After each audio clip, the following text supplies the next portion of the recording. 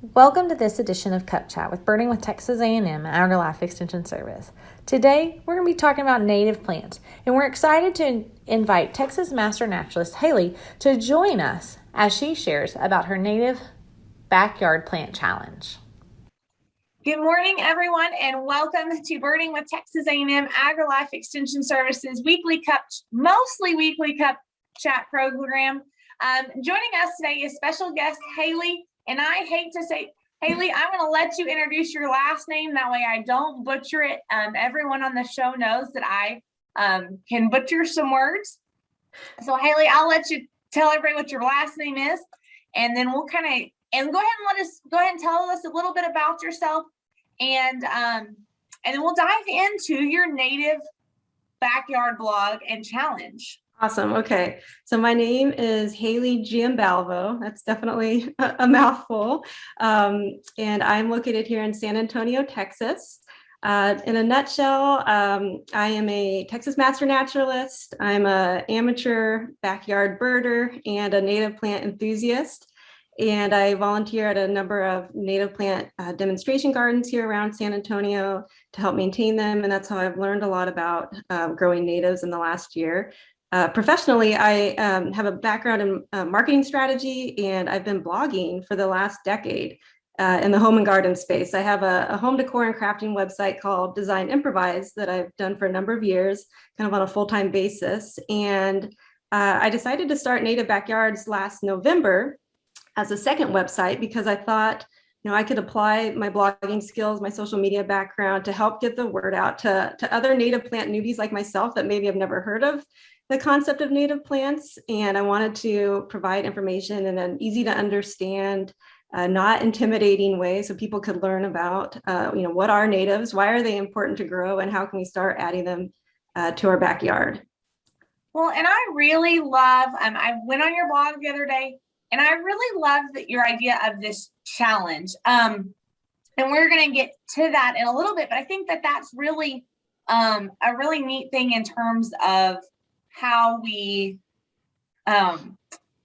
you have the sit-up challenge, which I have never fully completed. Have you done the 30-day sit-up challenge, Dr. Frank? No, I have tried to do the 30-day yoga challenge, like Yoga with Adriene on YouTube, and I've never made it through 30 days of that either. But I've got like halfway, and I'm intending to start it again soon, but no, I'm not good at those. I have challenged myself not to go to Starbucks as much. Nice. Oh, that's a tough one. Very tough one, especially for me. And I will say that I'm on day 7 of my challenge. I am still using Starbucks caramel macchiato creamer in my coffee this morning, but just thought everybody should know that I am on my own personal challenge today. Awesome. Even though we haven't done even though we're not quite to the native backyard check. So reading your blog a little bit, Haley, you have, your yard is not completely natives yet. You're really more of kind of like a work in progress. So, and I think that's a great thing to start on because if you asked me to redo my lawn today with native plants, I'd say, okay, where would you like me to fund that project with? Yeah, exactly. And then it's overwhelming. I mean, especially people who have full-time jobs and just garden as a hobby, going out there and working 24/7 to get it completely the way you want it is maybe not ideal. So tell us a little bit how you started and what advice you give to someone as they want to start making that transition from their current yard to more of a native, yard. Okay, so just like a little bit of a background. So I've been a long time, backyard flower gardener, growing flowers in container pots, and have always enjoyed that. But, my criteria for what I picked for my backyard was primarily what looked pretty at the nursery and what I thought I could keep alive. So a lot of, I think when we talk about transitioning to natives is just starting to ask questions about what do you currently have in your yard and what purpose does it serve? What is it doing? Not just in terms of beauty and whether you like the plant or not, but is it helping support pollinators? Is it providing food for birds and wildlife? And what actually do you have growing? So, my backyard is shown here in the photo. We moved into our home about 8 years ago, and there was some landscaping already put in from the previous owners. Probably for the first 6 years, I didn't actually know what the majority of plants were in our yard. I never really thought to figure it out. There was some shrubs and some perennials, and we do have some beautiful live oak trees. I knew what those were. But only, in the last couple of years, once I became a Texas Master Naturalist and joined the Native Plant Society here in San Antonio, did I start kind of getting more curious about, okay, what do I have in my yard? And realized that, actually majority of my yard was non-native plants, which is kind of the case for, I think, a lot of people in typical suburban areas that have a grassy, turf grass yard and maybe some shrubs and trees. When you start to actually see what you have, you might find that probably 70% or more is non-native, which isn't necessarily a horrible thing. I don't want to say that all non-native plants are bad. It's just something to be aware of and to know, oh, that's interesting. Like, I didn't realize that most of these plants in my yard are actually from different continents, from Asia and Africa and South America. So I think just starting to ask those questions is the first step and kind of where I started. For me, I spent a lot of time in my backyard. You can see there's a fountain here that I don't use it as a fountain. I just refill the top area every day as a bird bath. So I do get a lot of birds around there. And up until last summer, that area was covered with some Nandina shrubs. Nandina is a popular plant here in Texas. A lot of people have it in their landscaping. It's evergreen and it produces red berries that I always thought were pretty in the winter. But the more I learned about it, I realized that, maybe it's not the best shrub to have in my yard. It's actually an invasive species here in Texas. It can escape your yard if birds eat the berries and deposit them elsewhere. It can enter in some of our natural areas. And there's also been some isolated incidents, some reporting of birds actually dying from eating those berries because they contain cyanide. So there's not a ton of research on that, but I thought, well, that's a great area for me to start. I have a bird bath. I love watching birds. I don't want to surround it with Nandina if there's a better option that, would be both better for the birds and better for the environment. So last summer, I hired a landscaper to help me remove all of them. There was a bunch, and they had really filled in the whole area, kind of as like a semicircle around my fountain. And that left me with a blank space to start to incorporate natives here and there, just to experiment. So I can kind of show you kind of what's in there now is a mix of native perennials and ground covers and some non-natives that I kept in there. Liriope is a kind of like an evergreen grass. I put in some coleus, which is just an annual plant with a lot of colorful foliage that I just like because it adds some pops of color to the garden. It's not native, but it's really pretty, and I like to incorporate that with some of my native plants. So this has been my experimental zone, kind of adding a little bit here and there as I've learned about plants. And one great thing being a volunteer at some of the native plant gardens is if we're digging up plants that have grown beyond where they're supposed to be, we can take some home with us. So I've kind of added over time to my space, got some from friends, and then I've done some other things in my yard since then, which I'm happy to talk about, kind of the phases. So it's happened over the course of the last year, little by little, because you're right, it's a lot of expense and it's a lot of work to do it all at once. So I started with the main area around the fountain, but then if you look at the pathway that extends behind my fountain, that was a project that I took on earlier this summer. I actually removed 200 square feet of grass that was back there, and I just extended the bed to double it in size. And that was a big undertaking, but so worth it because that area of our yard got a lot of direct sun. It was really hard to keep looking green in the summertime, needed a lot of water.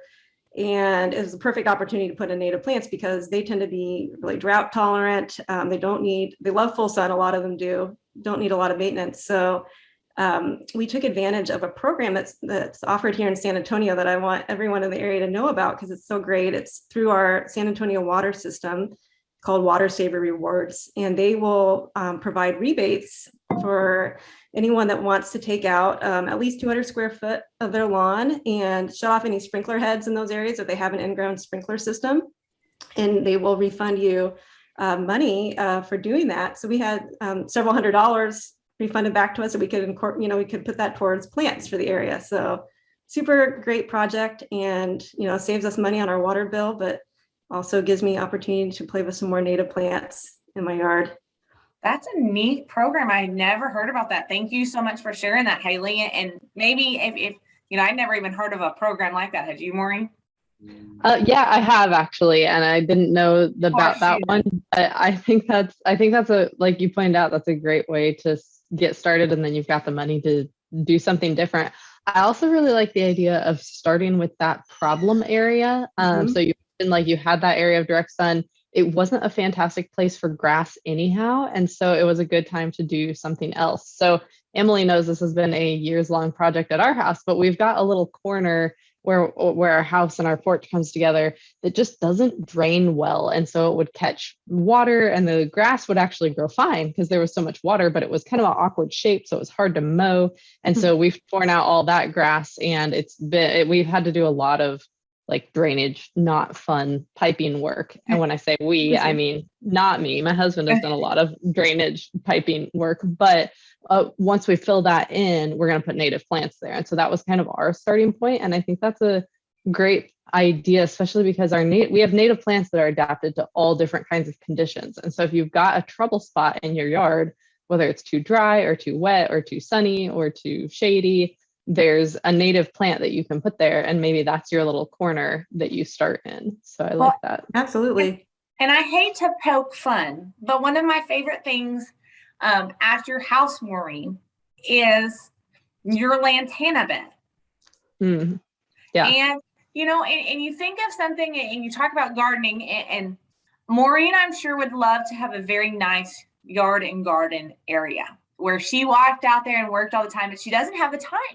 And her lantana garden, it's a big bed, just completely full of lantana, and it's beautiful. And so I think sometimes we forget that at the end of the day, sometimes native plants can give us that easy garden and just fill it with lantana and watch it grow and don't do anything with it, and you don't have to worry about it. And that's just it. And it looks phenomenal.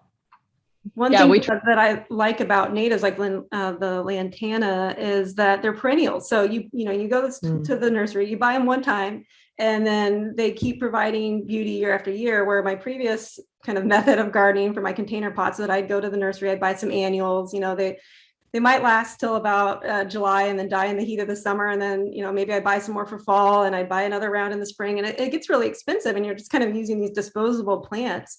So now in my pots around my patio, anytime I have a plant that dies, I will try to add a native in there instead. There are some natives that do work well in patio pots if you've got large ones. So that's a great place to start too, even if you don't have a yard. Just I can recommend some native plants. There's, especially ones that pollinators like. That's a fun way to bring some butterflies into your yard. Yes, absolutely. Yeah, and that's one of the awesome things about our lantanas is the butterflies come all over them, and we trim the dead ones once a year, and that is all I do to them. No, we do nothing else. And lantana. Let's ask. Hey, I mean, Maureen, you may be an expert in how to, but I know we're going to talk about maintenance here in a little bit, but on lantana, do you just cut it back once a year? I mean, do you even actually have to do anything to it? I'm not a plant person. That's why we don't ask me to do the plant cup chats, Haley. But do you even have to? Would you even have to cut those back? Is there any advice on pruning a lantana? Well, I think a lot of the, what's that? That could be my problem too, as to why my plants. I think, because a lot of natives, because they like our climate, they're used to growing here, they can get really big if you just let them go, which is a good thing. But they also respond really well to kind of an annual, I call it a haircut, but they really do like to be, a lot of them cut back almost to the ground at the end of winter, and then they just come up again looking better than ever, rather than having all that old growth there and then having in the spring the new growth come around it. I think a lot of them benefit from being cut back. Each of them is a little different. The Native Plant Society in Texas has really good info sheets on their website for every region of Texas in terms of what the natives are and kind of how to maintain them. I believe is some of the information on there as well. But I'd say, some of them, we've kind of already passed the point, but kind of in August, late summer, a lot of them benefit from being cut back by a third to a half, just so they can have another round of blooms in the fall. So I have some salvia that I did that too, and it's already I mean, I cut it back by half and now it's already formed buds and it's blooming again. Before that, it was really big from all the summer growth and it was almost falling over. So really cutting that back halfway, like really helped revive it for another several months. I think it'll keep looking good. But once you hit fall, right now we've got all the hummingbirds starting to migrate through, the pollinators. I wouldn't do a whole lot of cutting back of your lantanas or anything that's blooming right now because they're providing important nectar and for pollinators. And I would keep them. I think a rule of thumb is to try to keep a lot of your perennial, even if they've died, up through the winter, because that provides habitat and seed heads and things for birds over the winter, and try to wait till February to cut them back to the ground or at least by half. Gotcha.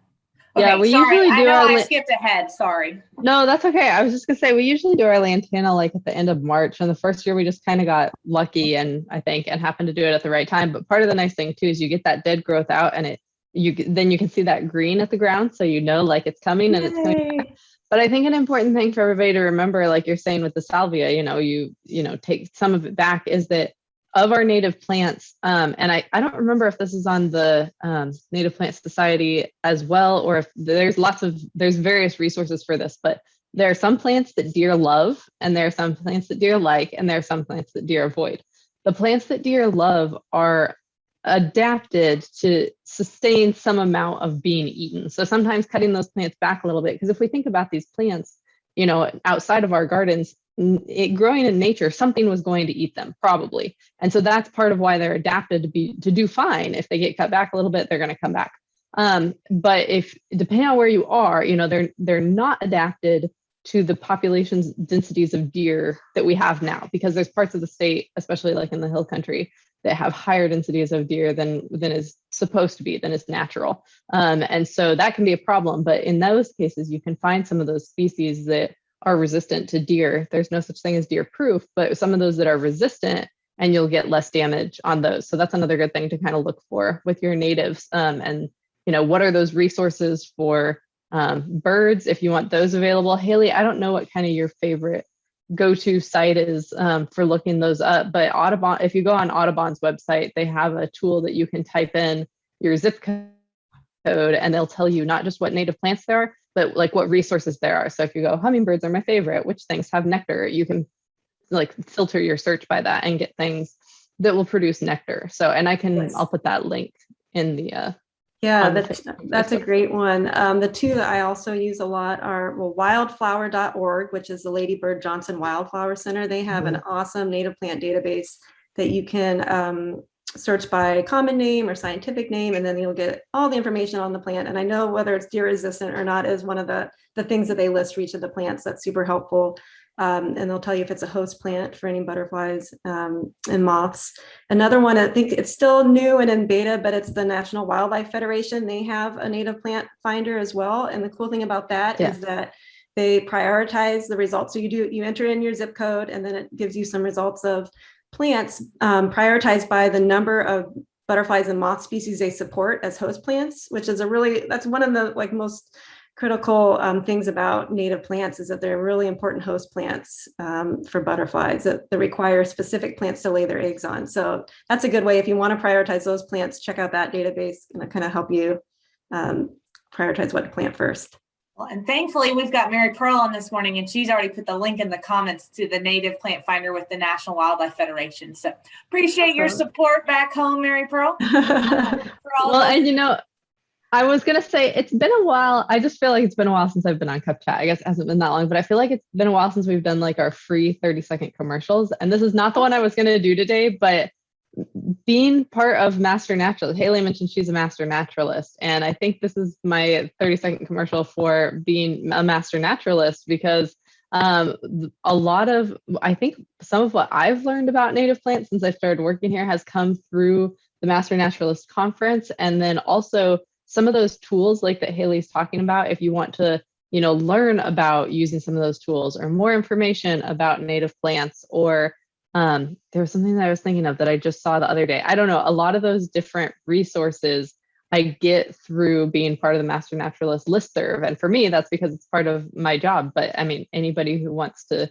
join and become a Master Naturalist, has that available to them. So that's Yes, sorry, and- that's total detour. Oh, I definitely want to put a Commercial. plug in for the Master Yeah. Naturalist as well. I'm a relatively new one. I graduated in one of the most recent classes in 2020 and really went into it not knowing what to expect, but I just learned so much about Texas ecology. That's where I discovered what native plants were, kind of fell in love with learning about plants. And I really got into it because, like I said before, I really enjoy watching birds in my backyard and, learning about those, and wanted to take the Master Naturalist program to expand my knowledge beyond the basic birds I saw in my backyard to like, how can I help conserve them? I think that the statistic that I saw before I enrolled, which really kind of motivated me to join, was that we've lost almost 30% of our bird population since the 70s. And I was like, wow, that's really heartbreaking. I was born in 1979, and to think that we've lost that many in my lifetime is something that kind of motivated me to try to help in some way. So I think I would, the Master Naturalist program was incredible. I'm still very involved as a volunteer, and I'm our director of social media. So if you want to join the Alamo Area Master Naturalist Facebook page, there's lots of great information on there, as you were saying, in terms of classes and also on all different topics of Texas ecology that's open to the public and typically free. So definitely people should look into the Master Naturalist program. That's super cool. Well, and that is what I was going to say, is that Mary Pearl Mueller. Wait. I did not look how it's spelled. That's why I never ever say any names. So Mary Pearl, the lady who's commenting on Facebook, as y'all see it come up, she's not some crazy random lady. She's actually one arm of the coordinator. She's one of the coordinators for the Texas Master Naturalist who joins us. So she's not some crazy lady who's just posting a whole lot of comments. We do love her and love that she joins us most mornings for Cup Chat. But let's move on. We are getting close to our 30-minute time period, and we have quite a bit more to cover. Yeah, I have a really important question is that today kicks off your native plant challenge. And so I wanted to ask you, tell us a little bit more about this. Awesome. Can somebody still participate? Can you sign up today? Absolutely. Yes, you can still sign up today, and you can really sign up throughout the next month. I would sign up sooner rather than later so you can enjoy the whole challenge. But it's just something fun that I created to get people interested in native plants and to start adding them to their yard. So what it is, it's a 4-week email challenge.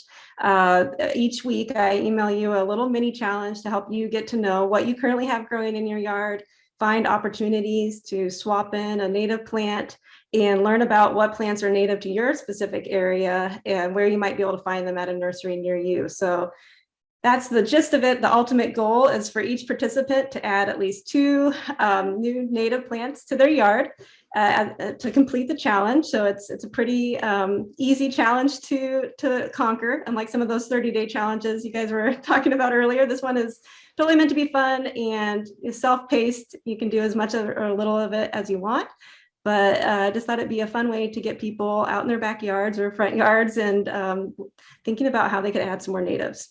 And I love this because it's only 4 challenges, right? Yes, and they're simple. It's like, let's look at what we have growing, maybe identify some plants that you aren't sure of with an app. I use iNaturalist, which I love, so I help people learn how to use that.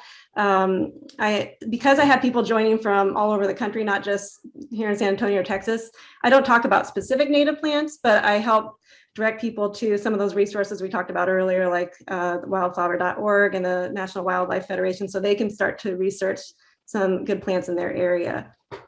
No, and I think that's so cool. And I would say I would join, but I'm about to leave and just have moved. And so my house is I'm not quite ready to dive into a native plant challenge right now, especially because I'm container gardening. So not quite ready, but I'm going to challenge Maureen to join the challenge. All right. Okay. I was just making a note, and I am going to join the challenge because we are working on stuff with our yard, and I think that's fun. Also, though, I have to say, this is just a general extension plug. The most recent challenge, I have completed challenges before, and the ones that I like to do is the Walk Across Texas Challenge. So this is a complete side note, but Extension we're starting it today, actually. Also, today starts the Walk Across Texas Challenge. So if you want to plant natives and get some exercise. It's a cool thing to do. But no, I accept your challenge, Emily. Awesome. I will join the Native Plant Challenge. Yay. And I will join the next one, Haley, I promise. Because Okay, I love sounds the good. idea of 4 easy challenges. And that's something really obtainable for everybody. And Mhm. I love the idea. Thank you. But speaking of which, talking about gardening and then tying in Walk Across Texas, I will tag, I'll put a link to the Walk Across Texas page. But do you know if when I first got my Fitbit, I think Maureen was my best friend who gave me a Fitbit. When I first got my Fitbit, one of the few things that you can do easily and accomplish things to get your steps up, gardening and cleaning house. And so when I hadn't met my step requirements, I cleaned house or the week, because I usually work till it's dark. But so I would clean house because there were lights inside. But on the weekends, if I needed extra steps, I would go outside and work in the yard. So it goes fold and fold. It ties together. We tie together our challenges. And hey, we have a spot on our Walk Across Texas team still, Emily. Oh. So now I'm going to challenge you to walk across Texas with us. Okay. Yes. Okay. I will walk across Texas. You do the Native Plant Challenge for me, and then we'll jump back and do the Native. I'll jump back into the Native Plant Challenge in a couple of on the next Well, round. and this, Haley, is this the first year for the Native Plant Challenge? Is this going to be an annual thing or a? Yes, Bye. so I did the first one in May, so kind of during the spring planting time frame. I think I would like to repeat it each May and fall. Fall is actually a great time to plant perennial native, so that's why I thought I would do it again. And I've gotten a really good response so far. We have 600 people signed up, so Oh, that's a lot of wow. native plants if we Nice. all complete the challenge. Wonderful. Well, that's so cool. And so we do have a question for from Mary Pearl on Cup Chat. That's kind of off topic. So I'm going to ask it with one of our other, with another question. What are maybe 3 or 4 key plants that you want that are like your go-to plants to bring birds into your yard? And then the second fold of that is, where is a great source? Where are you sourcing your native plants? Mary Pearl, that says that's kind of her biggest barrier is local nurseries don't always have the local eco-type natives. So what's your suggestion on sourcing those plants? Are we going to learn more about that in the challenge? And then maybe what are some of your go-to native plants for your yard? Okay, so quickly, the plants, so in terms of hummingbird plants, because I do have a lot of hummingbirds that come to my yard, some great nectar plants for them are Turk's Cap and Flamacanthus. I love those 2 native plants. Turk's Cap also is a great, just for other birds, it produces a little fruit that birds like as well, so that can attract different birds. In terms of offering like berries and seeds, I love American Beautyberry is a great berry plant that birds like to feast on the berries, and that one is just beautiful this time of year. It's got deep purple berries that cover the stems. Another one is Chili Pekin. So it's a chili pepper plant that both birds and humans can eat. They're tiny little red peppers, and it's a fun way to add color to your garden in the fall without having to have blooms. Hot peppers, people. Yes, very hot. I've heard. I actually haven't tried one. I guess birds, because at the random tangent. Sorry, Haley. That's okay. That's why Cup Chat has no rules. That's why. That's funny that you say birds eat them, but that must be what they use in like when they make the Wild Seed Farm hot stuff. Mhm. Yes. Because the squirrels don't like them. Yes, that's right. They must not be able to taste the spicy. Yeah. food like I can, 'cause They can't. Yeah. Mm-mm. Okay, sorry. Now. No, that's fine. And then one more that I really like is inland sea oats. Those have really pretty seed heads that you can keep up all winter that birds can eat. And all 3 of those plants, so American Beautyberry, inland sea oats, Chili Pekin, actually, and Turk's Cap as well, they perform really well in shade or part shade. And so I know a lot of people have shady areas of their yards. It can be hard to find something to grow there. So all those are really good plants for those areas and will bring birds to your yard. So highly recommend those. Awesome. And And where then you would asked me you about find those sourcing. good native plants? Well, I would first look to your local native plant society here in Texas. A lot of them are having their fall plant sales right now. So like now is a great time to look for those and take advantage of those, because you will find members have some unique natives that you can't really find at nurseries. So that's a great opportunity to take advantage of those. And then here in San Antonio, I've been able to find a couple of nurseries that are pretty darn knowledgeable about native plants and have a good selection. So it just takes a little bit of hunting around. And I think it's a growing trend. I think more and more nurseries are kind of getting on board with natives. But if you can find one locally that does carry a lot, here in San Antonio, I like one called Rainbow Gardens. There's 2 locations in town. They have a nice selection and they have really good signage. So you do know, you'll see what the scientific name is of the plant. And that's really helpful to make sure you actually are getting the true native species you're looking for, because if you're just looking by common names, many plants might share the same common name, or it's not as clear that you're actually getting what you think you are. So they have great signs to help you know what you're getting, and they have pretty knowledgeable staff as well. So do a little research, ask around, maybe, and definitely start with your Native Plant Society to find some good sources near you. It is a little bit of like a hunting expedition to try to find. And I think one tip I would give for people that are wanting to add natives is don't try to like design your dream garden with like your wish list of native plants and then go looking for them, because a lot of times you are limited by what the selection at the nursery. So maybe start there, kind of see what they have, and plan around that. Might be a good way to start.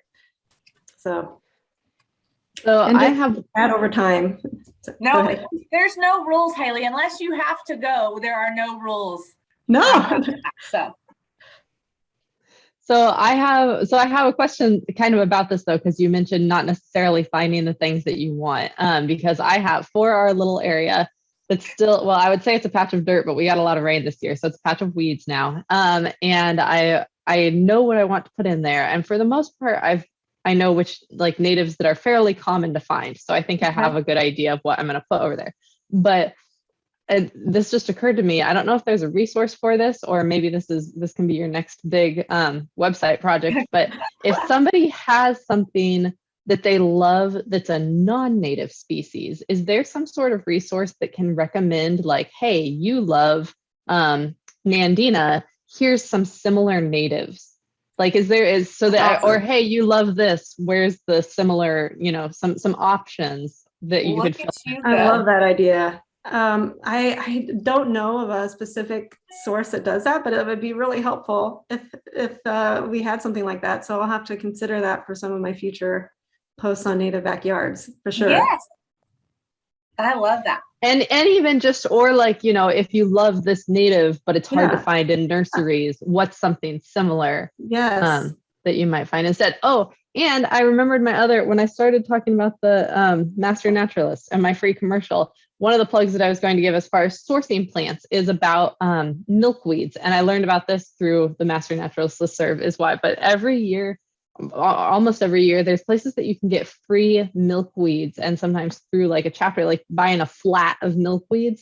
And it's through, Haley, maybe you remember, I don't remember the name of it, but it's the group that is doing it will only sell you the milkweeds that are for your area, because there's lots of milkweeds you can buy for your garden. And sometimes we just think milkweeds and you're like, oh, they're native here, but they're not necessarily the best ones. Right. And so the ones that are native for your area is the only one that you can get, that you can order, but you can order a big flat. And so I know sometimes the Master Naturalist chapter will order it, and then you can buy the individual plants if nobody wants a flat of milkweed. But that's another source that you can get them from. That's awesome. Yeah, I would say milkweed is one of those plants that I am still trying to locate myself. Like, I haven't actually had very much luck finding milkweed, and I've tried to grow it from seed. I had some antelope horn milkweed seed, which is a really cool type of milkweed, and I haven't had any luck growing it from seed. And then butterfly weed as well, I believe, is another one I tried to grow. So I'm still learning, and I haven't been able to really find it in any nurseries. You will see tropical milkweed, which is one that a lot of Master Naturalists and Native Plant Society folks would probably tell you to maybe avoid, because it doesn't function quite like a native milkweed, and it kind of has some detrimental effects perhaps to monarchs by keeping them around longer during their migration. I don't fully know all of the details, but just something to consider is like the best thing to do would be to stick with the native milkweed if you do grow it. But yeah, I hope that is something that becomes more readily available, and like the program you we're talking about sounds really cool. I'm not familiar with it, but have them send some my way.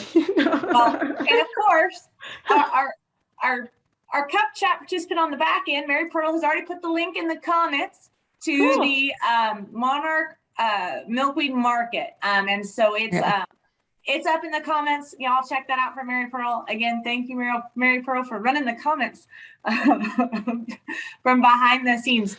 So I have a quick 30-second free commercial. And Haley, you're going to get to have a free 30-second commercial too. And so this is about things we like, things we have heard of, products you love, things you would like to recommend. And so I'm going to do my free 30-second commercial for your local county agent. And so this sounds kind of odd. And some county agents aren't great with plants. But the Extension Service has done, the Horticulture Department has done a pamphlet called Texas Superstars. And it's got information on specific plants. And it actually has like a butterfly, if it's extra butterfly friendly, water droplets in terms of how much water it needs. It's got a deer, if it's deer resistance.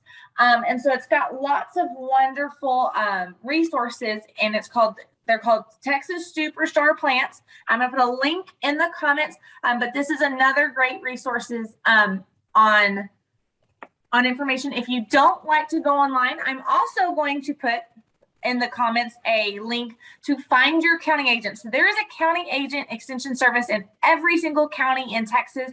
And so they can serve as a great resource for you. Some county agents like me maybe aren't the best plant people, but we have people in extension who are plant people, and they will get you connected. So I'm going to put that, go find your local county extension agent, go check them out in their office. And I'm also going to put a link to the Texas Superstar Plant website as a great resource. So the other thing, wait, real quick, piggybacking off of that, the other thing your county agent can help you with is taking a soil test. Because if you're going to be planting lots of things, and especially with trees, it can be good to know, or with, what fertilizers you need. A lot of people over fertilize because they don't realize what specific needs are in their soil. And you can get soil test bags at your local county office as well. So, yes, that is true. And do you want to share what county you are currently broadcasting from? I mean, you mentioned that you're moving or that you moved kind of in past. I did move. And so I am the new youth and development county extension agent in Gillespie County, located in Fredericksburg. So luckily we have a wonderful hort agent here, and I'm going to have to bring her on Cup Chat one day to talk about plants. But I don't have to answer any more plant questions, which is wonderful because I don't know enough about plants to be super helpful as a county agent. Because we have a horticulture agent here. So I'm excited to be moving to Gillespie County and continue my work with extension and birding with extension as well. So it's a fabulous, it's a great, fabulous opportunity and a move for me. So that's where I'm joining from now. And Haley, you get a free 30-second commercial, and it can be about anything you want, a product you've loved, something you've found. I'll put a plug in for the Native Backyards Etsy shop. So I just started an Etsy shop recently for native plant lovers. So I've got, I'll put it on, some gear here. So I have a Plant Natives hat, because I'm always weeding, and I want to, I'm out at these native plant gardens. I want to have some appropriate attire to help promote native plants. So I designed this hat. That's one of the things in my shop. And I've got some fun coffee mugs and stickers and things to help get the word out about the benefits of native plants. And I've got garden signs here coming soon, but just something fun I'm trying that kind of combines my creative background with my love for natives. And I'm donating 20% of the proceeds to the National Wildlife Federation. So they agreed to partner with me on that. So that's my plug. That's awesome. And the Native Plant Society of Texas is having their fall symposium starting at the beginning of October, and I am not able to go, but there's virtual stuff, so lots of people can go, and I can put that link in here as well. But also, when I clicked yesterday to see what kind of talks they have and what's going on, they have their conference stuff, and their T-shirt this year is so cool. So I may have to get one of those T-shirts, and apparently one of Haley's hats, and then we'll just be all native plant decked out. So I'm gonna give me just a second. I'm about to do something crazy. Okay. So Y'all ask one more question and then I'll let you know on my craziness. Okay. Okay. Well, I have something for Haley is Okay. so you mentioned that you have like a marketing and a design background, but okay, Emily knows I struggle with this. If it's up to me and native plants, it's just going to be like, oh, everywhere. Like I don't design. And when Emily and I were first talking about native plants, I think she was afraid that that's what all native plants had to look like, was just this mess. But your picture in your background looks very nice. Like it's very home and gardens and very, it's not just craziness. So how is that just something you have an eye for? You've got this creative side and so you can design a garden, but what if you're like me and you're like, I'm just going to toss them all out there and see what happens? Yeah, I know. For me, it's still very much kind of wait and see how this turns out, because my garden is still much a baby. It's only about a year old and plants change a lot in those first couple of years. So it'll be interesting to see how it fills in. But I do want to try kind of native gardening from a more traditional landscaping perspective. That you can have a wildscape and that's really cool and beautiful. But I also like kind of more distinct plantings. So what I've done, which has worked really well when I extended my my garden toward the back fence there, is that when I took out the grass, I covered it all with layers of cardboard, and that has and then mulch on top, and that has done an awesome job of keeping out the weeds. And then I would cut out holes for the specific plants that I wanted to add, so it does create like a really nice clean look for the time being anyways. And I did that back in June or so, and there's absolutely no weeds or grass or anything coming up. So if you have a bare area that you want it to start as a garden bed, I would highly recommend laying down cardboard. It definitely works better than any type of landscape fabric. And then I do like to use mulch. I think I'm going to try to use some leaf mulch this year instead of traditional mulch, so that's a little better for your yard. But I think there's some design tricks that I'm still kind of playing around with. They say that for the eye, appealing to the eye is to kind of plant in groups of odd numbers, like groups of 3 in the same plant in one area, and kind of repeating that. But I find it's kind of hard. I don't have a lot of space to include like 3 of the same plants right next to each other, because they do get quite large. So I'm taking like those 3 plants and scattering them throughout my garden. So you'll see it repeated, but like farther apart. That's kind of one of the design things I'm trying right now, just to have some repetition, but not necessarily like a solid grouping of one type of plant followed by another grouping of another. So we will have to wait and see. I'm definitely still learning garden design myself, but I do, I enjoy weeding. So I do try to keep it nice and cleaned up a little bit. So I just have the plants in there that I really want. But yeah, I'll let you know as I learn more, some other tips I have, but okay. And I also, one other recommendation would be that sometimes, the natives, that they're not in bloom, if you want to break up that sea of green, like I think it's okay to add a few annual non-native plants like my coleus that I have there, just for pops of color, as long as they're not invasive or anything. I think you don't have to go completely native to have a great native plant garden and to have a pretty garden. So still include those flowers and things that you love as well. Right, you can make it your own. Sorry, go ahead. Well, and I was hating to say this, but that was in my repertoire of questions was, do you prefer a Southern living style garden or a Nessie garden? The great debate between Maureen and Emily. And I'll tell you, I've seen several people, there's a beautiful native garden, a native front yard down the road, and it is Southern living style. It is gorgeous. I feel like it'd be really creepy for me to knock on their door and tell them that they have accomplish the feat, because I don't think it has to be messy. And they have this Mexican sage bush. And Haley, I'm going to go ahead and, gosh, this is going to be a long cut chat, but it's okay. Will that grow in a pot, like a big pot, like a big Mexican sage bush? I'm the Mexican sage. I'm thinking Texas sage. I don't know if I know what Mexican sage is. So it's a bush that grows up. Well, here's a picture in the Superstar plant book. Oh yeah. Doesn't want to show. Background doesn't like it. Oh, there yeah, you go. It's pretty. Yeah, it gives height and it's foliage. It's kind of one of those things where you just have to experiment. I mean, I think if anything, like if the mature width and height is around 2 to 3 feet, it's probably okay in a pot, a large pot. Yeah, and then I think some of those natives, though, they don't necessarily like potting soil with a lot of the fertilizers and stuff in it. So try to maybe add some more just garden soil and stuff because they don't like to be too fussy. But I've had a lot of luck growing Greg's mist flower in pots. Are you familiar with that plant? It's a beautiful butterfly nectar plant. It's a magnet for queen butterflies. So that's a great one to start in a pot. And I have some frog fruit, the ground cover actually potted in a pot as well because it kind of trails over the side. Some ornamental grasses like that inland sea oats would be cool. Maybe even Gulf Mooly in a pot, a bigger pot. Yeah. I think that you don't want to get some necessarily giant natives in pots, but some of the smaller growing ones probably would work pretty well for sure. Oh, Brandy Keller joining us. Thank you so much. She said, yes, it will grow in a pot, but it gets big. Yes. Thank you, Brandy. Because it's just gorgeous. And it's got that height and as a non-plant person, I have appreciated its plant self. So awesome. We are running up on time. So Haley, do you have anything else you'd like to add other than go join her Native Plant Challenge, check out her blog. And today I've gone crazy. It's so great when Maureen and I aren't together and she can't say no.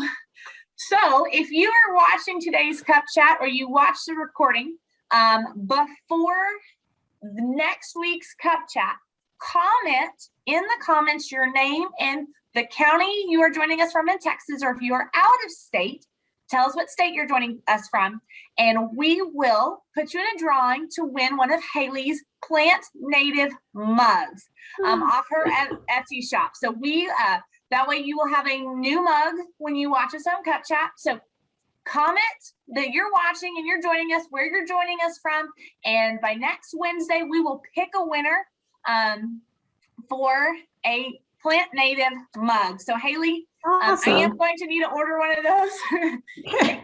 Thank you. That's great. Do the deal. And it's going to be, there'll be a fun little giveaway to kick off this kind of thing. So Haley, do you have anything else you want to add other than go and join your Native Backyard? No, definitely join. It's going to be a lot of fun. And I guess the only other thing is that if you're on Instagram, that's kind of where I post the majority of photos of what I'm experimenting with in my yard. So it's at Native Backyards on Instagram. I post there pretty much daily.